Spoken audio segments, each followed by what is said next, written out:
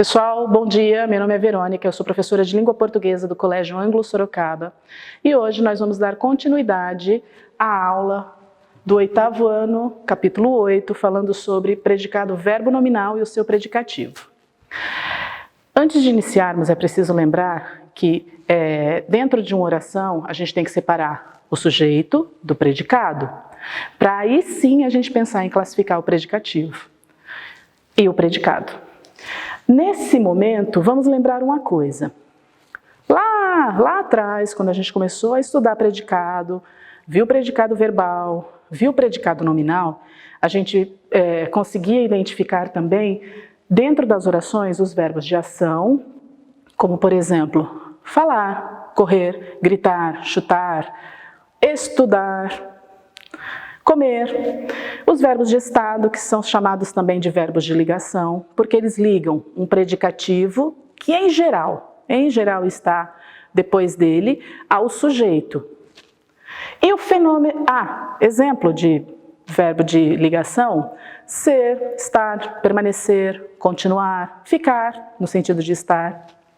E os verbos que indicam fenômenos da natureza, como chover, nevar, ventar, amanhecer, anoitecer.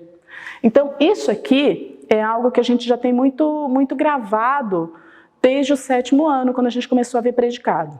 Hoje, a gente vai aprender o 3º tipo de predicado, que é o predicado verbo nominal. Recebe esse nome porque a palavra verbo me diz o seguinte, olha, dentro desse predicado eu vou ter um verbo de ação. Esse verbo de ação também pode ser um verbo fenômeno, tá certo? Mas ele vai indicar uma ação. Mas, e esse mais é obrigatório, um predicativo do sujeito, para que eu tenha a ideia nominal. Então, gente, não tem segredo. Eu tenho que ter a junção das duas coisas, o verbo de ação mais o predicativo do sujeito. O predicativo do sujeito, lembram? Ele pode estar deste lado aqui no predicado, ou ele pode estar deslocado, mas isso não impede que ele tenha a função de dar uma característica ao sujeito. Vejam os exemplos. Exemplo A. O homem atravessou a sala pensativo. Eu grifei o verbo, separo o sujeito, isolo o predicado e eu já tenho um predicado separado do sujeito. O que acontece agora? Eu sei que atravessar é um verbo de ação, certo? E sei que a palavra pensativo é uma característica do meu sujeito. Então, se eu tenho um verbo de ação mais uma característica do meu sujeito, eu tenho um predicado verbo nominal. E aqui, ó, pensativo é o meu predicativo do sujeito. Certo, pessoal? Vejam o segundo exemplo. As crianças brincavam contentes no parque. Separo o meu sujeito, isolo o meu predicado, sei que brincar é um verbo de ação, e sei que contentes, nesse contexto, é um predicativo para o meu sujeito, crianças. Então, se eu tenho a junção, de novo, de um verbo de ação mais uma característica do sujeito, dentro desse predicado, ele é classificado como predicado verbo nominal. E esse é o meu predicativo.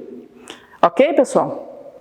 Esse terceiro exemplo, vejam o que acontece. Atravessou. Quem? O homem. Percebam que é o mesmo verbo utilizado no primeiro exemplo. Eu vou separar o predicado, certo?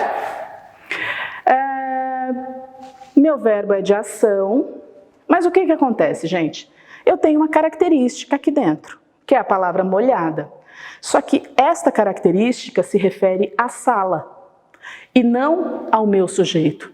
Portanto, aqui eu não tenho um predicado verbo nominal, porque eu não tenho a característica, ou seja, o predicativo do sujeito. Se eu tenho só o verbo de ação, lembram? Predicado verbal.